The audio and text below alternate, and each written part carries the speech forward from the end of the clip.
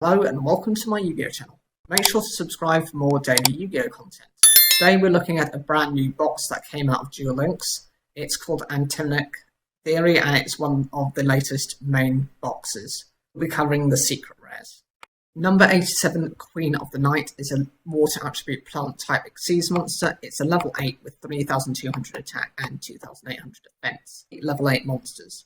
Once per turn, as a quick effect, you can detach one material from this card and activate one of these effects. Target one set spell or trap card your opponent controls.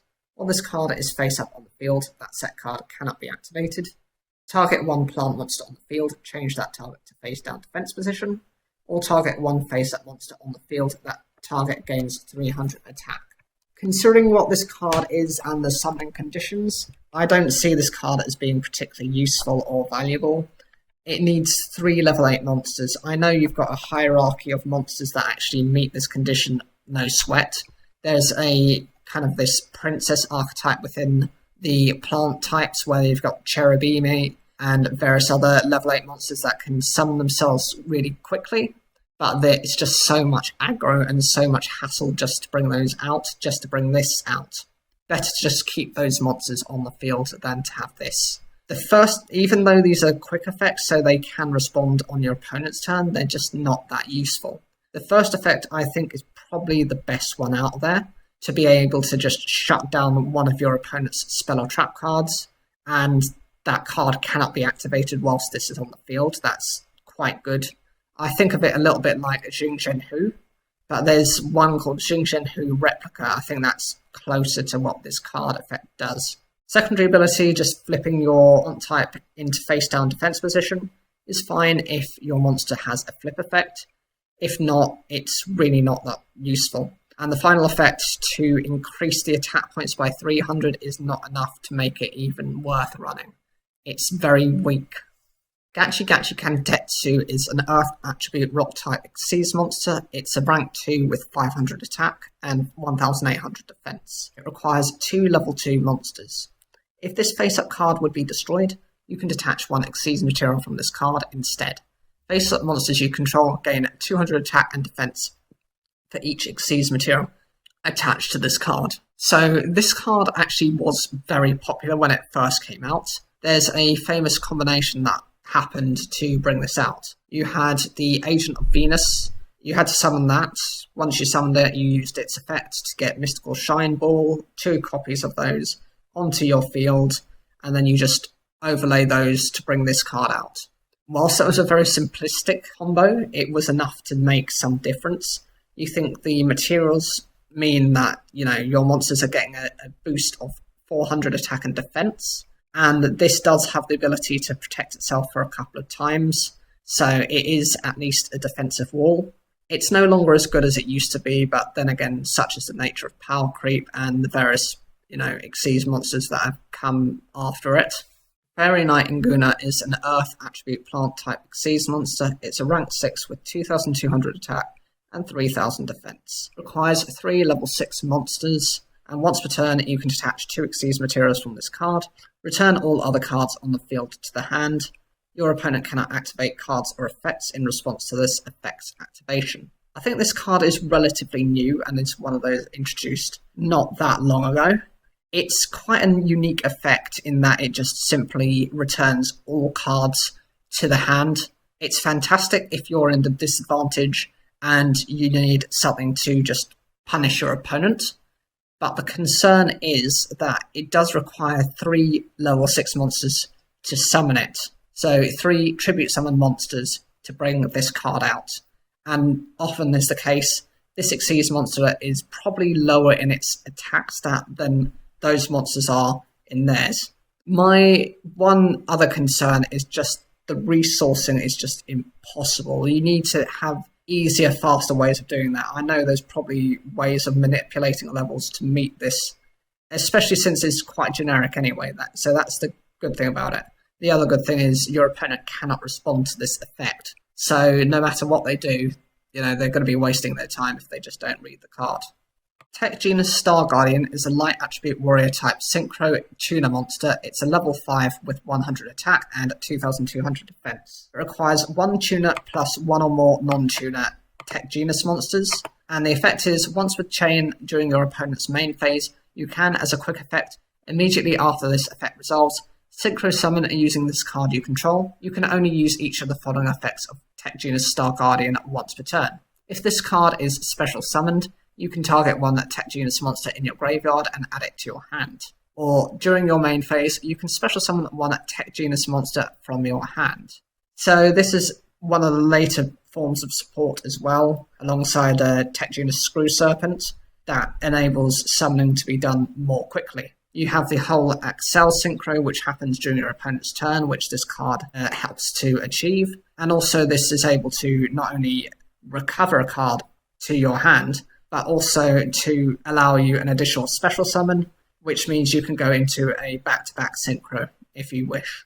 Malakoda, Neverlord of the Burning Abyss, is a Dark Attribute Fiend-type ritual monster. It's a level 6 with 2,700 attack and 2,200 defense. You can ritual summon this card with good and evil in the Burning Abyss, must be ritual summoned and cannot be special summoned by other ways.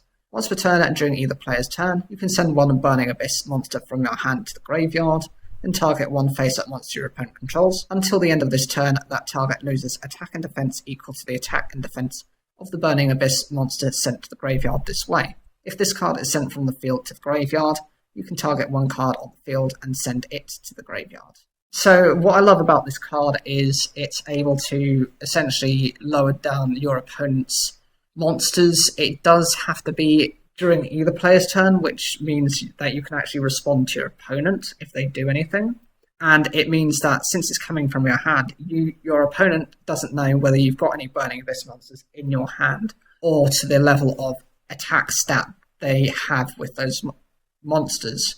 If you've got nothing in your hand, then they've got nothing to fear. That's the downside of the card. The other thing is, it is a level 6, which means it will need probably 2 cards in order to summon it.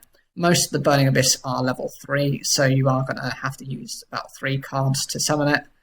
The 2 monsters for the sacrifice, plus the spell card as well. But it's nice that if this card goes away, it also has the ability to punish your opponent further by sending one of their cards to the graveyard. And it doesn't have to be a monster, it could be a spell or trap as well. Tech Genus Warwolf is a Dark Attribute Beast Warrior type level 3 with 1,200 attack and 0 defense. Its effect, when a level 4 or lower monster is special summoned except during damage step, you can special summon this card from your hand.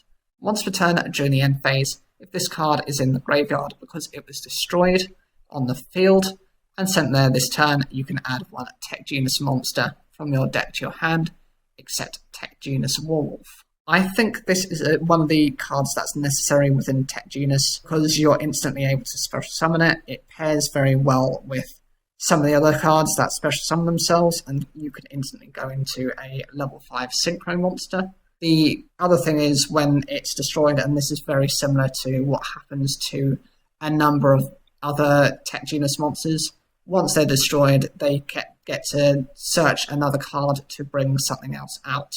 Muzen the Rika Fairy is a water attribute plant type level 6 with 1,000 attack and 2,400 defense. The effect is you contribute one plant monster to special summon this card from your hand. If this card is normal summoned or special summoned by the effect of a plant monster, you can add one Rika spell or trap card from your deck to your hand.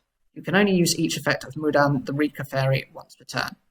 This is a highly defensive monster, so it's okay in that respect. It has barely any attack points, weaker than some level 3s out there. Being able to special summon itself is fine, but it doesn't get the effect unless it's special summoned by another plant monster. I know you'll have other support within the Rika's archetype that lets you do this, and so it helps just to search out for your other spell and traps that are specifically Rika archetype based.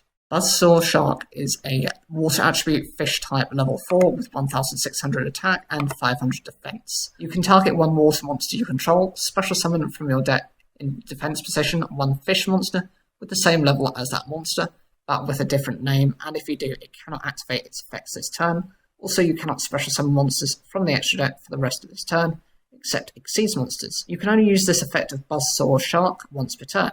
If this card is used for the Exceed summon of a water monster, it can be treated as a level 3 or 5 monster. Again, like the other monster that has the ability to change its level and your Xyz summoning. It has that level of versatility necessary within Shark's deck, and so it can go for its rank 3s, 4s or 5s. Conditionally, I think the 4s and the 5s are better, so I don't think it would ever be ranking itself down. It would be looking at things like number 73 Abyss Splash, or the Barian Emperor number that he possessed, which is Silent Honor Dark. Gigabyte is a water attribute reptile type level 4 with 1500 attack and 200 defense. You can only control 1 Gigabyte if you control a spellcaster monster. You can special summon this card from your hand. When this card is destroyed by battle or card effect and sent to the graveyard, you can special summon 1 monster with 1500 attack and 200 defense from your deck except Gigabyte. This card is very similar to some of the other support that the Familiar Possessed have got, and it being like one of the evolved familiars makes itself just support the deck even further. It helps to bring out some of the other Familiar Possessed monsters and can help you support and go into some rank 4 Xyz plays. Rika Glamour is a normal spell card with the effect when you activate this card, you can also tribute 1 plant type monster, add 1 Rika monster from your deck to your hand.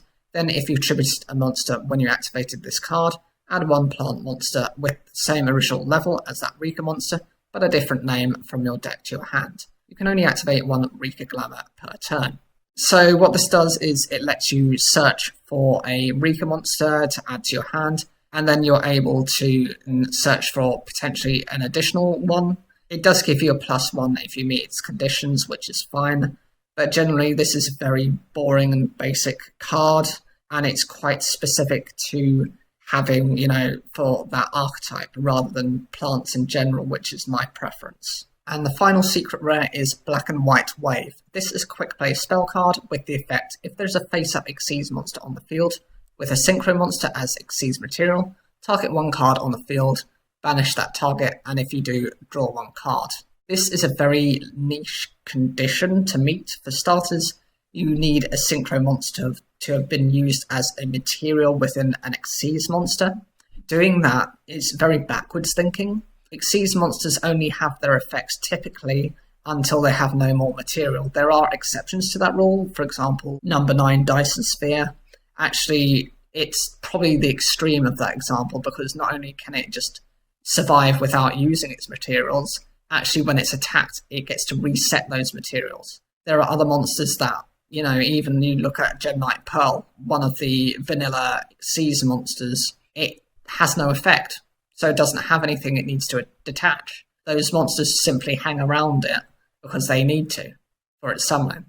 But generally speaking, it's an okay effect, and I can see it being useful in some decks, but do you actually have the space to be running Xyz and Synchro? Unless you've got a very specific type of deck, this card is not going to be useful.